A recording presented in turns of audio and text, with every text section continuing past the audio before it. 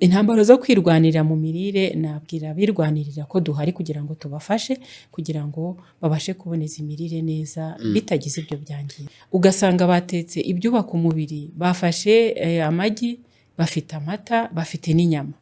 Abanyarwanda kera baravuga ngo kunywa amata ukarya n'inyama kirazira. Byari bibitse mu ubwenge. Haracyari urugendo rurerure. Ntago navuga ko barenze 30% bafite imyumvire yuko bakwita ku buzima nkuko bita ku modoka cyangwa kuri telefone. Telefone ntigwa hasi, telefone ntikorwaho, imodoka ibintu byabo byose biba biri ku murongo. Tubaye ikaze mwese mudukurikiye. Hari umuhanga wavuze ati turi ibyo turya. Muri makeya ibyo turya bifite uruhare runini mu kugena nabo tubabo n'imyitwarire yacu. Ibyo wenda bishobora kuba nk'ishobora mahanga n'amahamba kuri bamwe, ariko turaza kwiyambaza impuguke, inzobere mu bijyanye n'imirire no kuboneza imirire. Niyo mpamvu muri kiganiro ndi kumwe na Anastasie Mukakayumba, ni umuhanga mu mirire no kuboneza imirire, yabyubatsemo izina, abizwiho. Anastasie, tuguhaye ikaze. Murakoze cyane. Muri rusange gushora mu mirire no kuboneza imirire birenze kuba umuntu yabijyamo nk'ikintu agiye gukora gusa. Iyo ndebye umwirondoro wawe nsanga ari ibintu wagiyemo ukabitegura imyaka myinshi. Watubwira gatoya kuri urwo rugendo ruganisha aho ngaho? Murakoze cyane. Nkuko rero mubivuze, ndi impuguke mu mirire no kuboneza imirire, nkaba narabyize, nabitangiye niga muri segonderi, aho twatangiriraga amasomo yacu mu mwaka wa mbere. Nukuvuga ngo nayize imyaka 6, nutrition na dietetique cyangwa se imirire no kuboneza imirire. Naranabikomeje muri université, kandi muri université nize na santé publique, ubuzima rusange, aho nize ishami rya gestion na planification za programme de santé. Rero imirire ni ikintu cyangwa se n'ubumenyi nize mbukunda cyane cyane. Icyanteye gukunda imirire nuko nagize ibibazo byinshi bijyanye n'amareriji ndi umwana mutoya. Hari ibiryo byinshi ntarya kubera izo allergie. Icyo kintu cyatumye nkura nibaza ni gute umuntu yakwiga ibintu by'imirire byafasha abantu. Natekereza ko atari njye njyenyine wafite icyo kibazo. Ariko ubwo nabiganiraga na papa wanjye yarambwiraga ati se kubona imirire isomo ushaka kwiga ni ikintu, ariko no kubona ishuri ni ikindi, kuko igihe twabayemo, igihe twigiragamo cyari igihe kigoye. Kwiga ntago byari byoroshye nubwo waba ufite ubwenge bungana gute bitewe n'amateka twanyuzemo, ariko nagize Imana mbasha kwiga kandi niga ibyo nifuzaga kwiga. Ikindi cyabinteye cya kabiri, aho nigaga primaire mu kigo cy'ishuri rya primaire i Kabgayi, aho twitaga mu Gihungu, hari mu Gikobwa n'ahandi twaga mu Gihungu. Twari duturanye n'ikigo mboneza mirire, centre nutritionnel. Nakundaga kubona ababyeyi bazanye abana barwaye bwaki, nkumva binkoze ku mutima, nkavuga nti ariko kuki abana bameze kuriya? Ese hari ahantu biga ibintu nka biriya kugira ngo nanjye nzabashe gutanga uruhare rwanjye, nzatanga uruhare rwanjye mu kuvura abana barwaye kuriya. Nabonaga ababikira babitagaho, nkabona nanjye ndabikunze, nkumva ni ibintu nanjye nazakora. Mu by'ukuri ntago kwiga iby'imirire no kuboneza imirire ari ibintu byampanukiye, biri mu ntekerezo zanjye kure. Rero n'ikindi nakubwira nuko hahandi twuzuza ku ifishe duhitamo ibigo tuzigamo. Kugira ngo byumve neza, hose uko ari hatatu, haba ari hatatu. Akenshi batubwira gushyiraho ngo science sociale, infirmière n'ikindi kintu na comptabilité cyangwa secrétariat. Hose uko ari hatatu nashyizeho nutrition na dietétique. Cyari ikigo cyabaga ikansi cy'ababikira ba Bernardine. Hose nashyizeho nutrition dietétique kansi, hose inshuro 3, kuko nifuzaga ko ninkiraho ibintu bitatu bashobora kuza kumpa ibintu ntakunda. Kiraho bitatu ndavuga nti byari byo byose ibi bintu bazabima. Ni ibintu nize nkunda kandi nanabyumva neza kandi nanabitsinda neza, kandi nkumva nishimiye, numvaga ndi proud yo kwiga ayo masomo. Niyo habaho wenda kwiga abantu mu myaka mikeya, nari kubyiga mu myaka mikeya kandi porogaramu nkayishobora. Hanyuma ngo wari ufite allergie, hari ibiryo utafatagaho nk'ibiheze? Yego, na n'ubu ngubu ntafataho produits zituruka ku matungo. ni ukuvuga ngo ubwo nta kanyama nta kanyama, ni ukuvuga ngo nkariye no kuruhukira mu bitaro. Ni ukuvuga rero biba bikabije cyane, gusa ikibazo cyaje kugaragara ni uko hari imisemburo iba iri mu mara y'abantu, icyo bita amanzime, afasha mu kugogora intungamubiri zitandukanye. Ngewe rero ubwo uko navutse nisanze ndi umuntu udafite amanzime abasha kudigera proteine d'origine animale. nagira ngo wagiye kubyiga kugira ngo uzazirye, naho ugiye umuntu yagiye kuziga ngo azazireke. Hari ibintu umuntu atahindura. Ubwo uvutse iyo misemburo ntayo ufite, nyine ntayo ufite. Ni nk'uko harimo abantu bafite ikibazo cya intolerance kuri lactose, cyangwa se bagira ikibazo ku isukari yo mu mata yitwa lactose, mu mata y'inka, akaba adashobora kuyanywa ubuzima bwe bwose. Rero njyewe nifuzaga kumenya ibyo bintu ubundi biterwa n'iki, ese hari uburyo umuntu ashobora gukomeza akabaho atariye ibyo bintu, kandi se ni gute nzafasha n'abandi? Numvaga ko n'abandi bahari. Ubwo rero uko umuntu yiga agenda amenya ibirenze ibyo ngibyo, ni uko nguko byaje, ni uko byatangiye kera. Nibyo, natwe kenshi ibi biganiro tuba tugira ngo wa muntu abantu babona asobanura ibintu bya gihanga, rimwe na rimwe anabikora, bamenye ngo ariko se we mbere yo kubikora byamujemo bite. Ubwo ndashaka kukubaza ngo niba warabyize guhera mu mashuri yisumbuye ukabikomeza muri kaminuza mu buzima buri professionnel, ese ibyo by'imirire no kwiboneza nawe waje kubikora? Wavuze ko ikabwa yigaga hafi ikigo mbonezamirire centre nutritionnel, waje kubikora byagenze bite? Narabyize ndanabisoza, hanyuma urabirangiza. naje no kubikoramo. Nyuma gato ya jenoside nakoze mu kigo cya MSF Espagne, aho nitaga ku mirire y'abantu bari barakuwe mu byabo n'icyo gihe. Bigatuma rero nari nshinzwe serivisi y'imirire no kuboneza imirire muri iyo ONG. Nyuma yaho nakoze mu bitaro bya district bya Gihundwe, aho nanone nari nshinzwe serivisi y'imirire no kuboneza imirire. Aho rero nahabonye umwanya mwiza wo gushyira mu bikorwa ibyo nize. Ninkubwira ngo nabikoraga mbikunze, kandi n'uyu munsi ndacyabikora mbikunze. Rero wabaye umwanya mwiza wo gushyira mu bikorwa.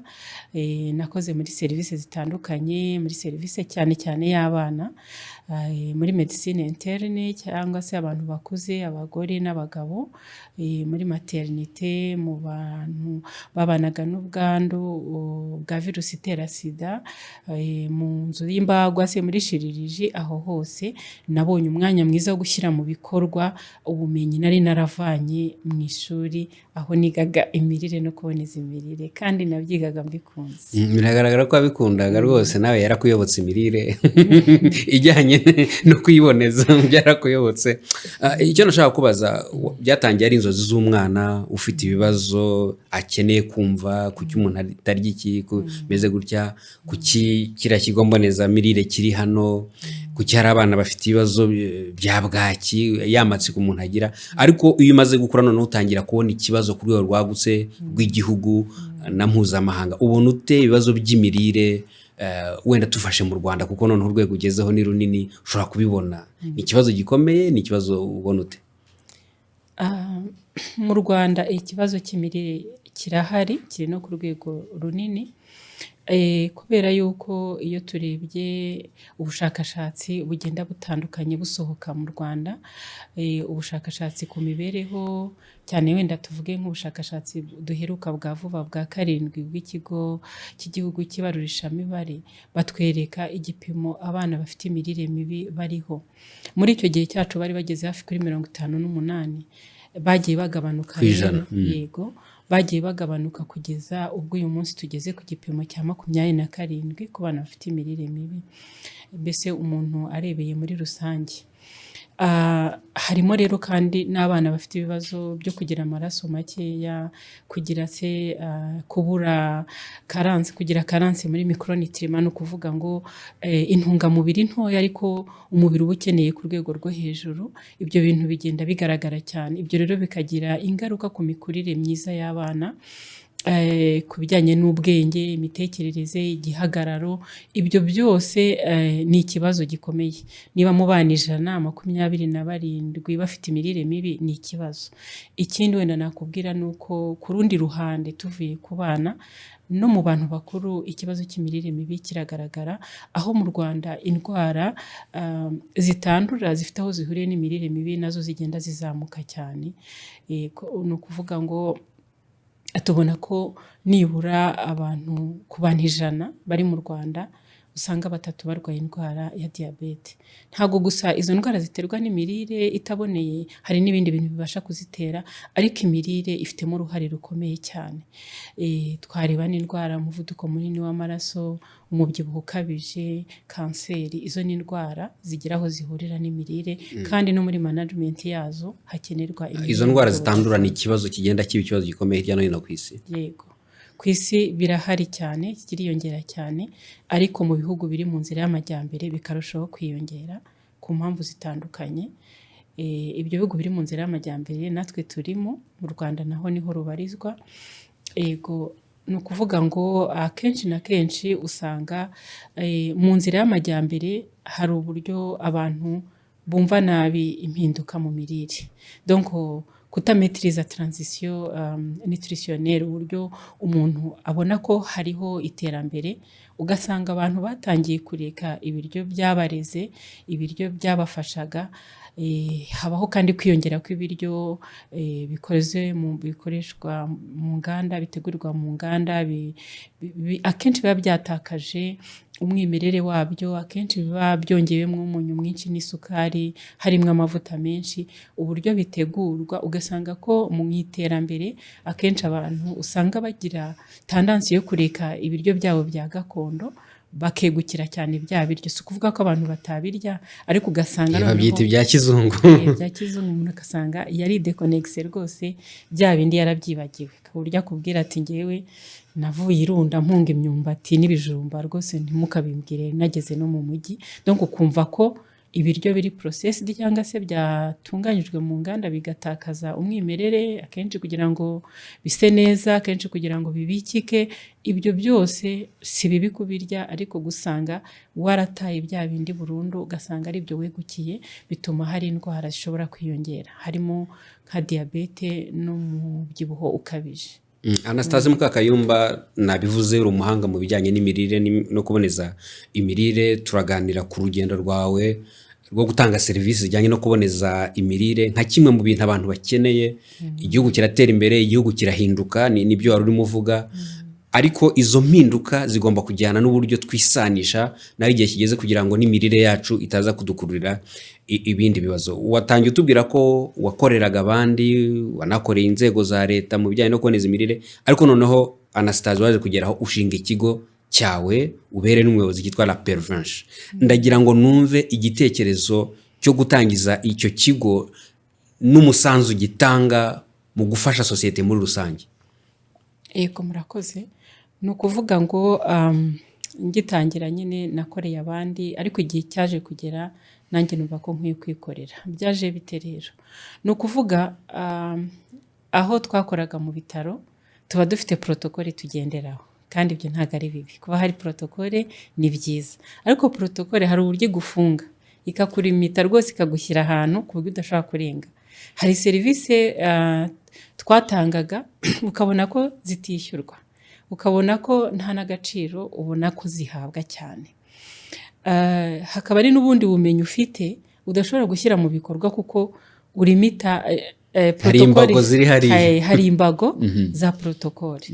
Ariko mu bumenyi nari mfite naravuze ni igihe kirageze kugira ngo ndenga imbago za protokole. Yego naho dukorera hari protokole tugenderaho, ariko kandi hari ibindi twakora birenze uko wenda mu bitaro twabikoraga. Nabonaga hari nk'abantu baje barwaye, ariko ntubashe kubona umwanya uhagije wo kubagira inama. Bitewe n'iki? Abantu ni benshi. Ndetse kandi uwo mwanya nta hantu wagenwe mu gukoresha igihe mu bitaro, uwo mwanya ntago wahagenewe. Ndavuga nti rero birakwiriye yuko ntekereza uburyo nashyiraho ivuriro ryigenga rishinzwe gutanga inama ku mirire no kuboneza imirire, hagamijwe gukumira indwara zifite aho zihuriye n'imirire, hanagamijwe kandi gufasha abazirwaye kugira ngo bashobore gukomeza kubaho neza izo ndwara zitabagizeho ingaruka. Nicyo gitekerezo nyamukuru, kuko nabonaga ko kandi nzi neza ko ibyo bintu bishoboka.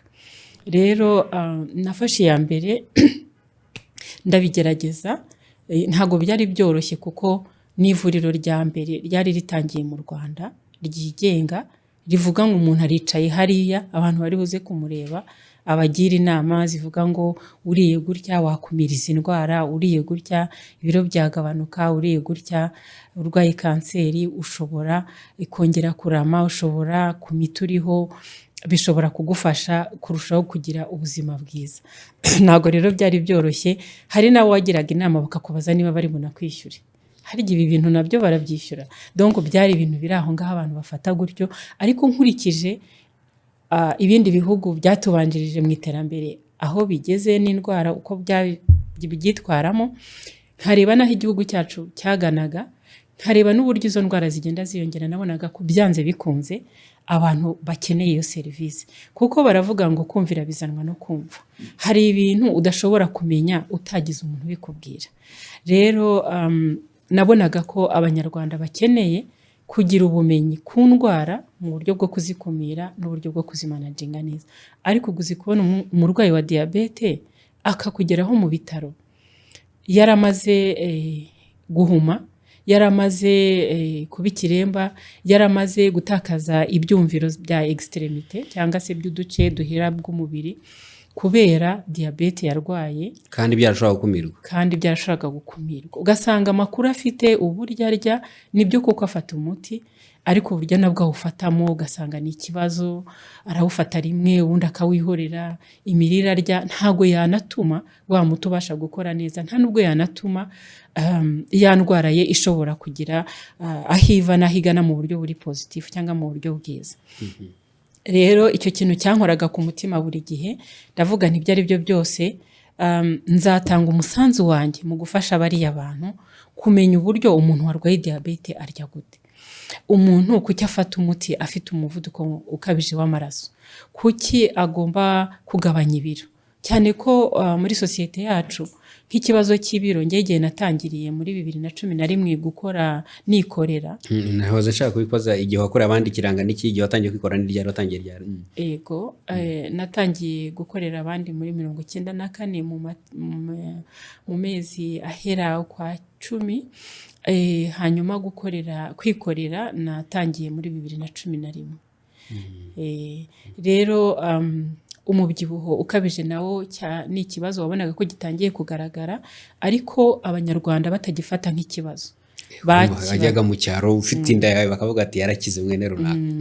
Ni ukuvuga ngo byari bigifatwa nka prestige cyangwa nk'ikimenyetso cy'ubukire, ufite ipfupu hano aho rwose abantu n'umuntu akabiharanira. Hari n'abapapa bambaraga ipantaro agashyiraho umukandara akemera akagenda agaramye kugira ngo agaragaze ko nawe afite inda donc hari iterambere ageze. Hari icyo bitaga gasozi ndatwa ngo n'akarima k'igikoni ngo na nyakubahwa.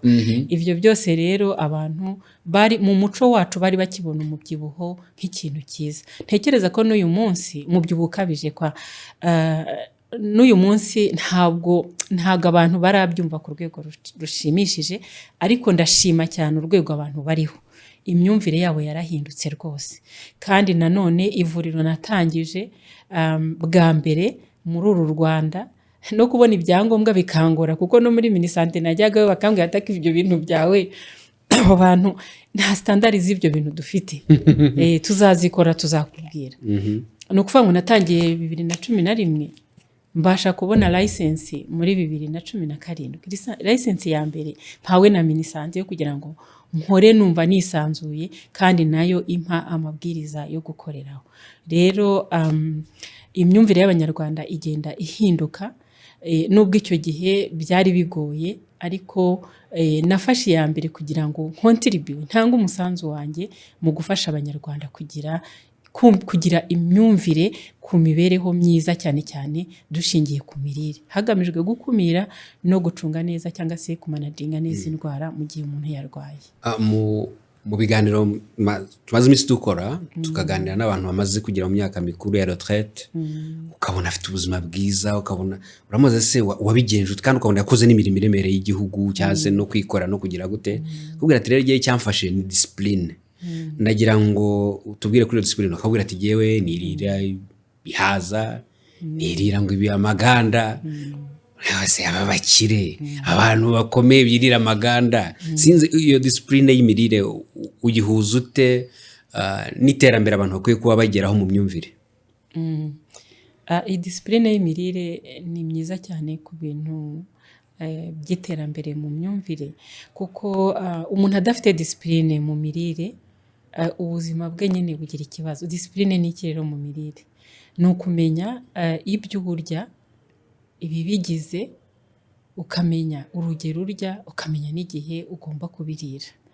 Ni ukuvuga ngo akenshi cyane abantu bose bararya buri munsi, ariko ni abantu bake barya mu buryo buri responsable cyangwa barya bavuga bati iki nariye uyu munsi kirakora iki gikora iki, kino gikora iki, kino gikora iki ku isahani yanjye.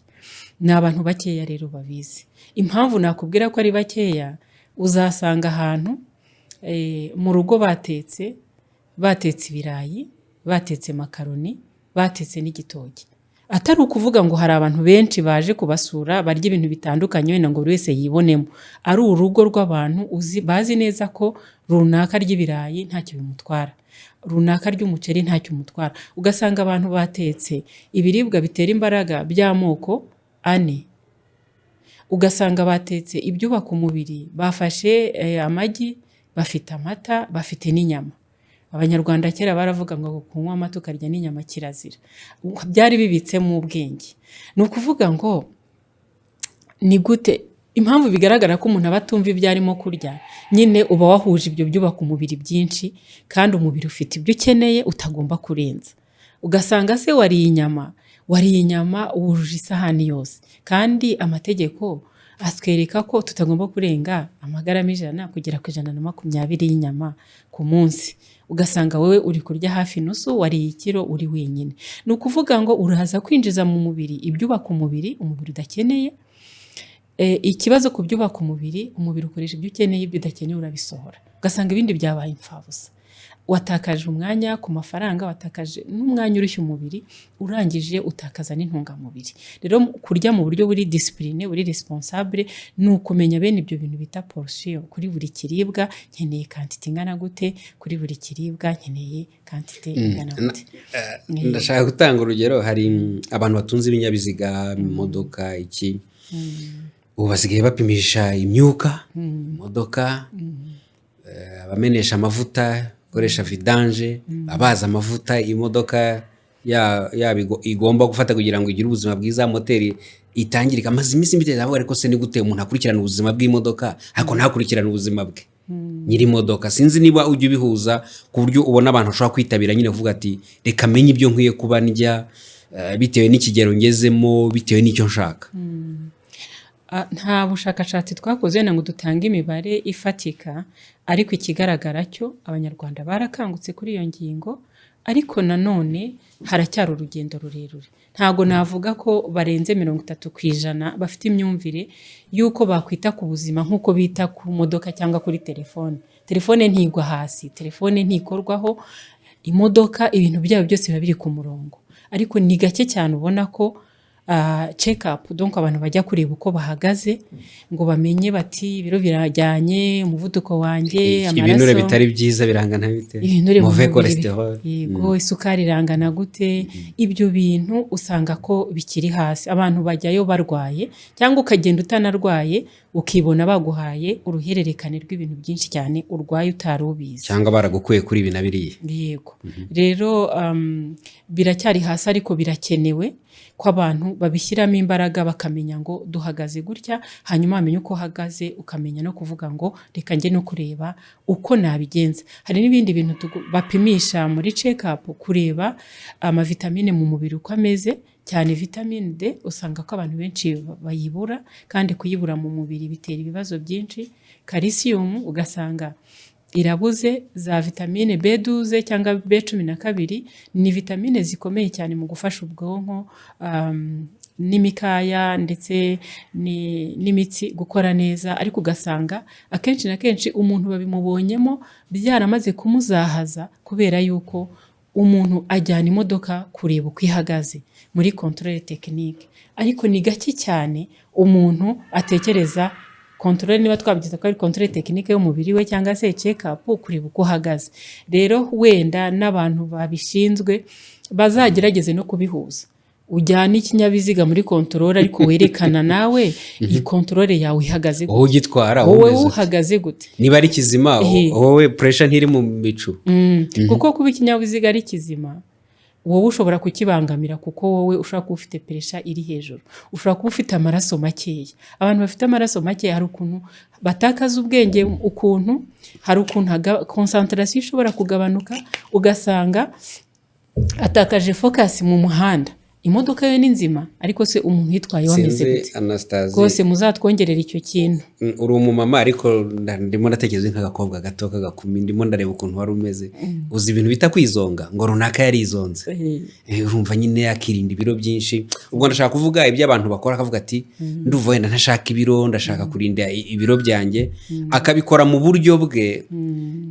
Ukabona surtout nko ku bana b'abakobwa ndabivuga ntibandebe nabi, ukabona ni kilo 0, mu nda ni 0, ariko wazasanga nk'ayo maraso ukabona arayabuze. Ndagira ngo tubwire ibyo bintu abantu bakora bonyine, nta muntu wabagira inama bavuga ngo nzareka ibi ngo narabyumvise. Icyo mwe muvugaho nk'impuguke? Inama tubagira nuko bagomba kumenya yuko umuntu atabyuka mu gitondo ngo avuge ngo ibi biryo ndabiretse. Rimwe na rimwe umubajije impamvu abiretse ntashaka kubigusobanurira, n'ibyo yahisemo gufata nabwo ugasanga nta makuru abifiteho. Ni byiza rero ko abantu bashaka kuba kuri taye wenda hari ntitubyite kwizunga, donc abantu bashaka kuba kuri taye bagomba kugana impuguke n'inzobere mu mirire, kuko mu Rwanda barahari. Amakabine yariyongereye hano mu mujyi wa Kigali, atari no mu mujyi wa Kigali kandi no mu bitaro bitandukanye, mu bigo nderabuzima, mu bitaro bya district. Abantu bizi imirire bagiye bahari kuri buri nivo, ku buryo babasha kukugira inama. Vuga uti ndashaka ibiro bingana gutya. Hari n'usanga bya biro koko avuga ati ndashaka kugira ibiro bike, ariko ugasanga ari yagiye hasi cyane y'umurongo y'ibiro yagombye kuba afite ugereranyije n'uburebure bwe. Rero hari inama zitangwa nyine n'ababyigiye kugira ngo uwo muntu abashe gufitinga neza muri gahunda ashaka, ariko atangije ubuzima. Hari umuntu akubwira ati runaka yakoze ibi, akoresha ibi, nanjye ngomba kubikoresha. Ntago ari byo. Ni ukuvuga ngo ibyagufashije ntago ari ngombwa ngo ari byo bimfasha cyangwa bifasha undi mugenzi wacu uri hariya hirya. Ni ukuvuga ngo ibonezamirire ry'umuntu riba riplanifiye kuri we.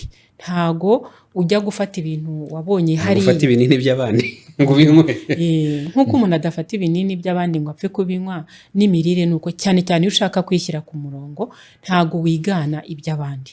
Ugomba gushanga impuguke zikakwereka, zikakubwira ziti dukurikije ABCD ugomba kurya ibi, ibi nibyo byagufasha, warya inshuro izi n'izi ku munsi. Ntabwo rero ari ibintu ubona ko ibintu bya nutrition umuntu wese abyuka mu gitondo akabyiyitirira. Umuntu tuniga barabitubwiraga, umuntu wese azakubwira ko azi kurya. Twavutse turya, dusanga barya, ariko kurya mu buryo buri responsable, mu buryo buri équilibré bukwiriye birigwa rwose. Umuntu agakomeza akagera muri doctora yiga iby'imirire. Rero intambaro zo kwirwanira mu mirire, nabwira birwanirira ko duhari kugira ngo tubafashe, kugira ngo babashe kuboneza imirire neza bitagize ibyo byangiza. Mu kanya nari nkubaje icyo bita défi nutritionnel, nk'ibibazo byerekeranye n'imirire igihugu cya gifite. Ariko ndagira ngo noneho tunarebe ku iterambere ry'igihugu, ku kuboneza imirire byatanga uruhare mu iterambere ry'igihugu. Turavuga icyerekezo 2050, turangije icyerekezo 2020, ariko se abantu bajyana n'icyo cyerekezo ni abantu bameze bate, ni abantu bitwara bate mu mirire? Duhuze nyine iyo mirire n'iterambere. Nibyo, imirire ifite uruhare runini mu guhindura cyangwa se muri transformation y'iterambere ry'ibihugu bitandukanye, by'umwihariko hano biri muri priorite rya NST2. Imirire nayo iri muri piriye irebwaho muri iki gihe. Ni ukuvuga uretse na hano mu Rwanda no ku isi yose, imirire iri mu bintu bikomeye. Kwinvestisa mu mirire bituma birakontribuwa cyane muri development y'ibihugu, kubera ko umuturage wariye neza agira ubuzima bwiza. Icyo ni icya mbere. Agira imitekerereze myiza, agira ku kazi agira umusaruro, productivity iriyongera. Ikindi, indwara ziragabanuka.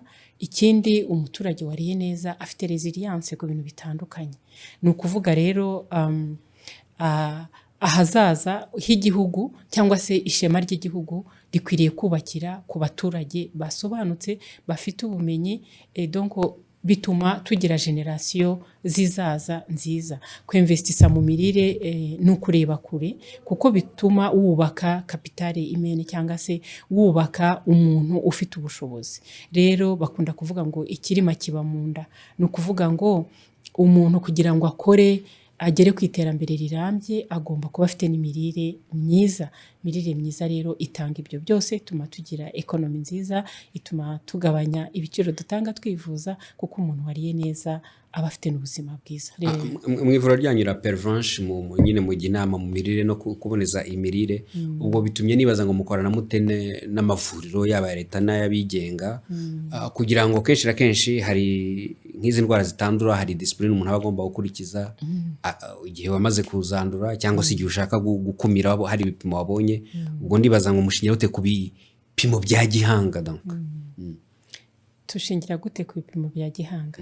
Ni ukuvuga ngo kuboneza imirire bigendana akenshi n'ibizamini tuba twahawe n'abakiriya batugannye bavanye mu mavuriro atandukanye. Amavuriro rero atandukanye turakorana mu buryo bwo kuzuzanya.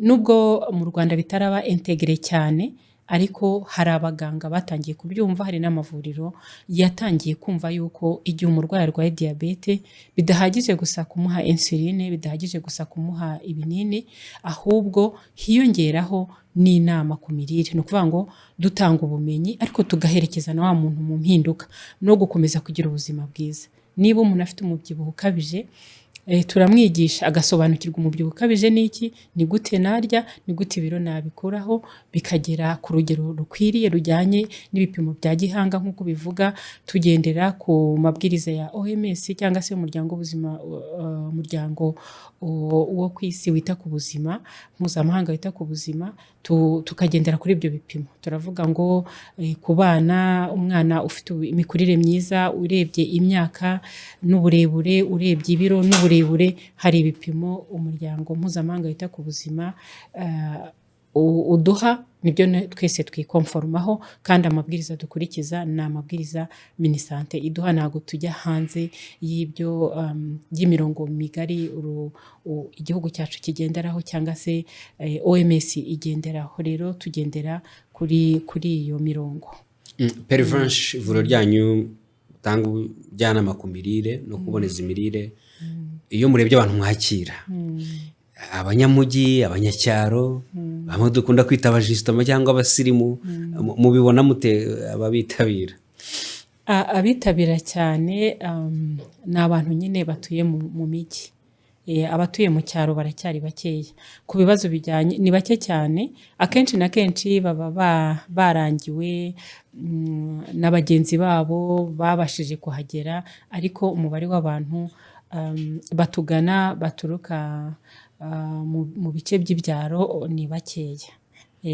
Cyane ko hari na ziriya ndwara akenshi ni nkeya mu bice by'ibyaro ugereranyije no mu mijyi. Hari itandukaniro ryo mu mujyi no mu cyaro bitewe n'imibereho abantu baba bafite, ni iki? Mu mijyi hariho imibereho, tuvuge abantu bo mu cyaro akenshi na kenshi bakora imirimo y'amaboko, akenshi ikintu cya sedentarite ntabwo kihaboneka. metabolisme imeze Irakora. Barakora cyane, bakoresha amaboko, bakoresha ingufu, ku buryo kubona umuntu ufite umubyibuho ukabije mu cyaro ni hakeya. n'ibyo mu nganda ngira ngo N'ibyo mu nganda ntago babirya cyane ku rwego nk'urw'abanyamujyi babiryaho. Ikindi wenda twajustifia mu mujyi, hari ya myumvire itari kontorore cyangwa itametirije yo kuva mu bintu wari usanzwemo ujya mu bindi. Abantu basa nkaho batarutse cyane, usanga ko nyine ibiryo byo mu nganda abanyamujyi babyitabira cyane kurusha abo mu cyaro, cyane ko nyine n'ubushobozi bwo kubigura baba babufite. hari umuntu ukubwira ati jyewe iyo serelake ntayo nariye, ikintu iki n'iki ntacyo nariye, ubwo mbonye agafaranga rero niwo mwanya wanjye. Ugasanga nyine cyangwa sinariye ifiriti, ntabwo nariye mayoneze, ukamubwira ati uyu mwanya niwo wo kugira ngo nihimure Umureti kuri buri bya gitondo. bintu. Yego. Rimwe na rimwe rero ugasanga ko Migati.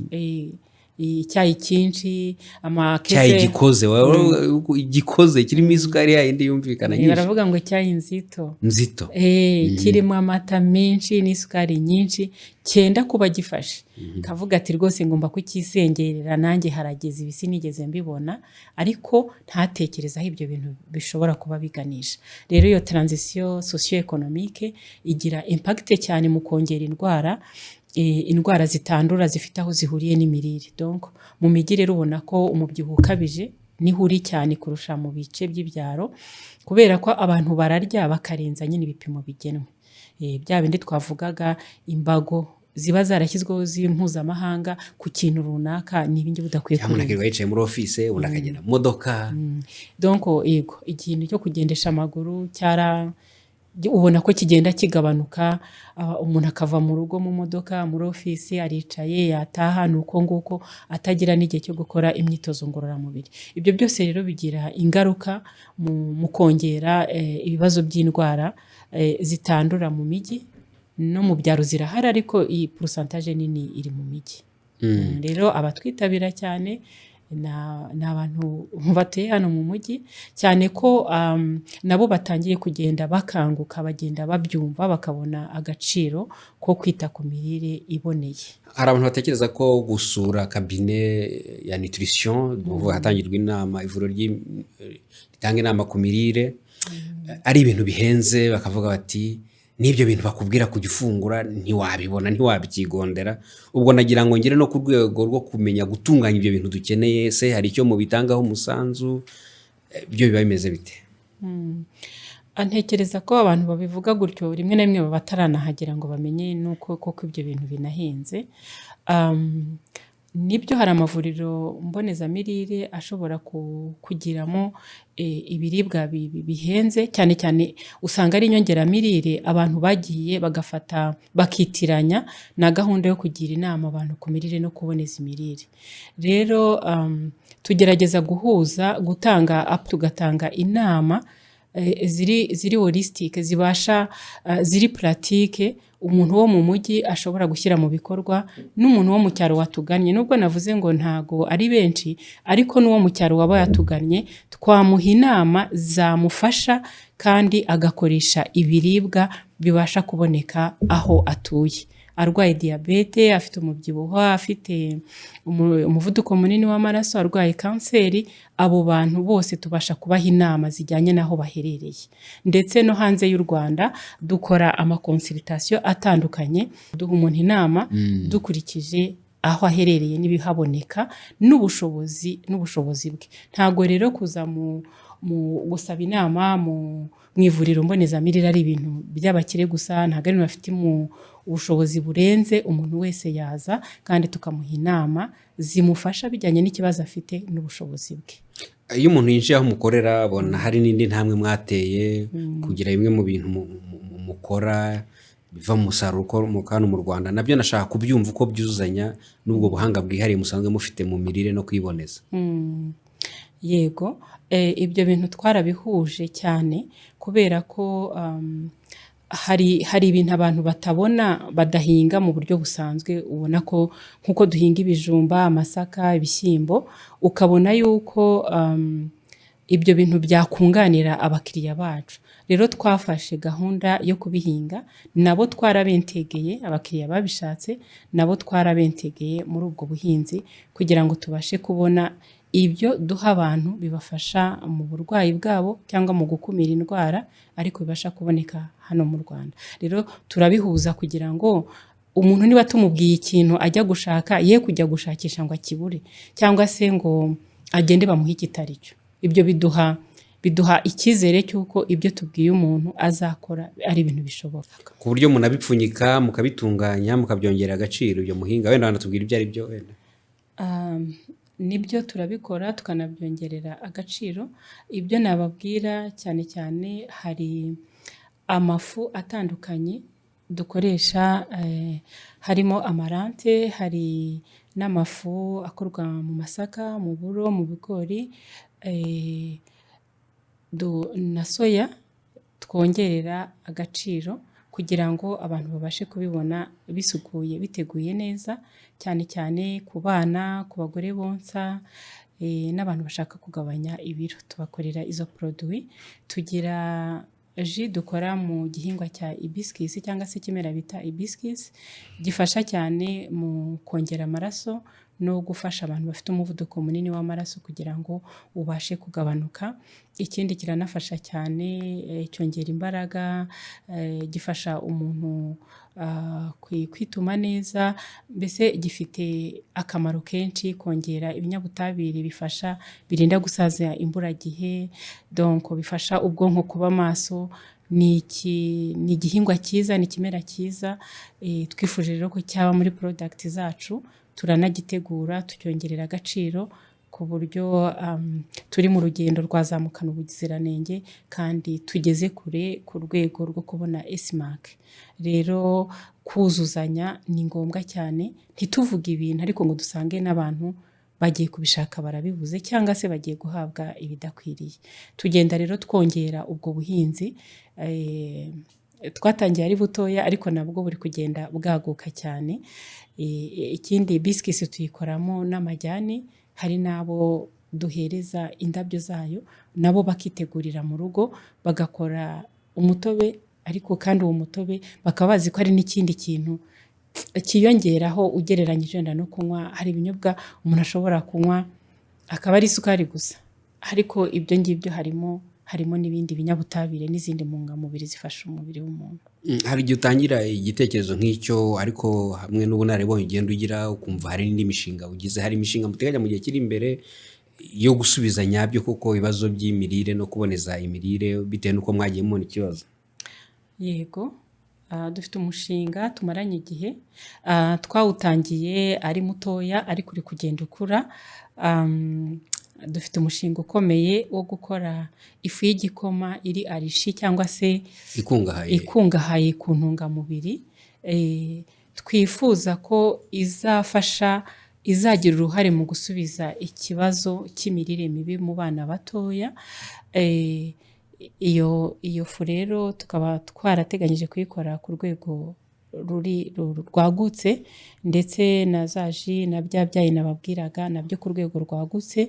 Mu mezi 24 ari imbere tuzaba dufite uruganda, kuko twarabitangiye mu cyanya cy'inganda cyahariwe food processing cyangwa se gutunganya ibikomoka ku musaruro w'ubuhinzi rero n'ubworozi. Ibyo ngibyo tubifite neza, ku buryo twateganyije gahunda y'uko iyo fu uburyo tuzayigurisha mu buryo izagera ku muturage wo hasi, cyane cyane twita cyane kuri ya miryango igifite ibibazo byo kugaragaramo abana bafite imirire mike. Tuzakorana cyane n'abacuruzi basanzwe bafite za butike mu byaro. Dufite plan twakoze y'uburyo tuzakora icyo gikorwa. Ikindi mu mishinga dufite, iyo twitegereje ikibazo cy'imirire mibi mu Rwanda, abantu baciriritse bafite ubushobozi bw'amafaranga bukiri hasi, bafite imirire mibi nyine iri hasi, ibyo twita undernutrition. tukabona kandi n'abagize ku gafaranga nabo bafite ikibazo cy'imirire, cy'indwara zifite aho zidakira, zifite aho zihuriye n'imirire mibi, nabo ugasanga bo bafite overnutrition. Iyo witegereje neza ikibazo cy'imirire, barya ibirenze ibyo bakeneye, barya ibirenze ibikenewe. Ni ukuvuga ngo iyo twitegereje ikibazo cy'imirire tubona ko kiri multidisciplinaire cyangwa se gifite impande nyinshi gikoraho, ariko imirire nyine ifitemo uruhare rukomeye. Rero tukibonera mu mboni y'uko abantu badafite access cyangwa se badafite amakuru ahagije, naho kandi bayafite kuyashyira mu bikorwa ngo bayahuze n'ubuzima bwa buri munsi usanga bikiri hasi. Rero mu wundi mushinga dufite ukomeye ni uwo kongera kumenyekanisha amakuru ajyanye n'imirire. Hari n'amakuru abantu babona ariko akaba atari amakuru ari fiable, donc akaba atari amakuru wakwizera. Rero kongera awareness mu bigo bitandukanye, byaba iby'amashuri, byaba iby'abikorera, byaba ibigo bya leta, ukabona ko abakozi baho bagize ubumenyi. Twe dukurikije abantu duhura nabo, baba bize n'abatarize, uba ubona ko abantu bagifite ikibazo cy'uko imirire batayisobanukiwe neza. Amakuru y'imirire ntago abantu bafite neza. Ndashaka kubaza ku bijyanye n'ubwishingizi. Ubwishingizi buragenda buzamuka, ubona ubwishingizi bukorana na bute? Namwe mutanga inama ku kintu wavuze ko cy'ingenzi cy'imirire, kuko ntangira kino kiganiro navuze ngo we are what we eat, turi ibyo turya. Sinzi niba binabyemera. Nibyo rwose, turi ibyo turya. Amasosiyete y'ubwishingizi urabona yuko bikiri kure kumva uruhare rwo gukumira indwara. Amenshi yinvestisa mu kuvura abantu, mu kuvuza abantu barwaye. N'uyu munsi nibaza iyo mitekerereza ahantu yavuye. Ni gute ngewe naba nishingira abantu nkabishingira abarwaye, ahubwo sinishingire mu gukumira? Kugeza uyu munsi twagerageje kwegera ibigo by'ubwishingizi bitandukanye, turi mu rugendo rwo kubyegera. Mu bigo byatwemereye dukorana nabyo hashize umwaka harimo ikigo cya Sanlam. Sanlam irihira abakiriya bayo serivisi ijyanye na consultation, donc guhabwa inama, education na counseling. Ni ukuvuga ngo guha umuntu ubumenyi no kumuherekeza mu mpinduka, kuko indwara ziri chronique ntago umuntu ajya nkuko atajya kuzana umuti rimwe, n'inama ntago azihabwa umuntu. Leta usari gucamo nka leta ndibaza arishyura ibigo by'ahantu ho gukora siporo, kumva ko ari ikintu cyiza, bakavuga ati no kwa gatanu mukore siporo, no mu yindi minsi bagashigaza gukora siporo. Ese ntubona ko bikeneye noneho n'iki kintu cy'inyigisho mu by'imirire nacyo, kuko indwara nyinshi ziterwa n'ibyo turya? Yego, nibyo leta yacu yabishyizemo imbaraga, kandi ubona ko no kwitabira kugenda kuzamuka. Rero no kwigisha muri ya miriye ya siporo mu muganda, murabizi ko ibyo bintu nabyo bikorwaho cyane, za Free Day. Ariko burya hari igihe message itangwa ariko ntitangirwe ahakwiriye no mu gihe cyayo.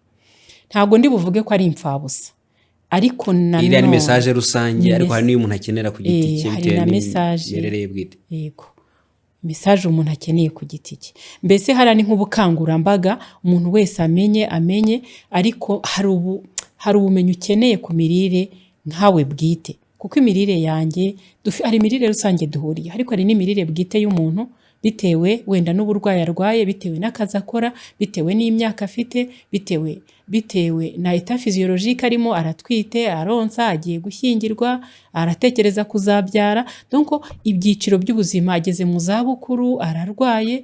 Donc ibyo byose ni ibice byihariye by'ubuzima biba bikeneye n'inama z'imirire zidasanzwe. Ahubwo ntarabyibuka, hari ibintu umuntu arya ngo akabyara umukobwa cyangwa akabyara umuhungu. Ibyo bintu tuzabivugaho ikindi gihe, ariko se bibaho, wenda tuzabigemo. hari bibaho ku uburyo umuntu yakwinkirizinga cyangwa se yakongera amahirwe yo kubyara umuhungu cyangwa se akabyara. Karagaciyemo ndimo ndagana namwe Anastasie Mukakayumba, nutritionniste, diététicienne, wabyize, umujyana mu mirire no kuyiboneza. Mbere ko dusoza, umaze imyaka irenga 30 muri kariyeri. Niki kintu cyagushimishwa avuga uti niyo ntekereje ko iki kintu nagikoze nkakibona n'amaso yanjye, ndavuga nti umva ndi Mukakayumba Anastasie narabyize? Okay, urakoze. Mu kintu cyanshimishije ni ukugera ku nzozi zanjye nubwo nzirimo neza ariko ndacyazikomeje, hari aho nifuza kugera. Iyo mbonye uruhare nagize mu gutuma abanyarwanda bakanguka, kuba yagana ikigo akavuga ati ngiye kugisha inama ku mirire, kandi ukabona ko aje afite commitment. Noneho icyongeraho gushimisha ni ukubona impinduka ku bakiriya batugana. Ndakubwira ngo nta kintu gishimisha nko kubona umuntu wari ugiye rwose umuvuduko munini, ni indwara idakira yego, ariko noneho yamenye kuyimanaginga, ameze neza, ari positive, ubuzima buratuje, umuryango uramunezererewe, ntabwo apanitse, ntabwo ari mu bintu atumva ibyo ari byo, ntabwo ari gufata hano byarya n'ibindi hariya atazi ibyo ari byo. Donc umuntu agenda neza mu mabwiriza, ubuzima bumeze neza, ibyo bintu biranezeza cyane. Kuba hari abantu twabashije gufasha bakagira aho bava n'aho bagana ku bijyanye n'imirire, kandi abanyarwanda basigaye bazi kumenya, akajya mu isoko akavuga ati ndagura brokoli, ndagura tungurusumu, ndagura ibitunguru, donc ariko akanabirya azi impamvu. Amavuta ya olive, ntabwo amavuta ya olive abantu bari kuyamenya iyo batagira uyababwira, yego amavuta ya elayo, akaba azi agaciro kayo, akaba azi kuvuga ati ibingibi byo ni byiza. Ngewe iyo mbirebye mbona contribution natekerezaga, ntago navuga ngo umuntu ari umwe yakora ibintu byinshi cyane, ariko ku rugero contribution yanjye cyangwa se nka La Pervenche nk'ivuriro dufite mu guhindura imyumvire y'abantu mu gukumira indwara no kuzimanaginga igihe zaje, iratunezeza cyane kuko feedback dufite ni nziza. Anastasie Mukakayumba, washinze ukaba unayobora ikigo La Pervenche gitanga inama ku mirire no kuboneza imirire, tugushimiye iminota myiza itari munsi ya 50 uduhaye ikiganiro. Wakoze cyane. Yego, namwe murakoze. Turashimye namwe adukurikiye. Niba tuvuga ku mirire no kwiboneza, mumenye ko ari ikintu gikomeye cyane. Natangiye vuga ngo hari abahanga bavuga yuko turi ibyo turya bitugiraho ingaruka zikomeye cyane, ndetse n'abandi bahanga batwereka ko nk'ubu ngubu indwara zitwa iziterambere, uko isi igenda ihinduka, imibereho y'abantu ikagenda ihinduka, hari indwara zitandura zigenda zibasira abantu. Nyamara ukurikije inama z'abahanga mu mirire, ukurikije inama z'ababihuguriwemo, hari byinshi bishobora gufasha. Ikigo Pervenche ni ikigo twavuga ko cyabimburiye ibindi muri urwo rugendo, bigizwemo uruhare na Mukakayumba Anastasie wanabyize akanabiminuza. Reka rero dukomeze kubararikira gutekereza ku buzima bwanyu, niyo mpano iruta izindi, nicyo kintu gikomeye wakitaho kurusha ibindi. Niba wita ku modoka yawe, niba wita ku nzu yawe ukayikora maintenance, nta kiruta ubuzima bwawe. Reka twizere ko rero iki nacyo mukitaho nkuko musanga munakitaho, wenda aho watsikiraga ukabinoza kurushaho. Mukomeze kugira byiza. Bye bye.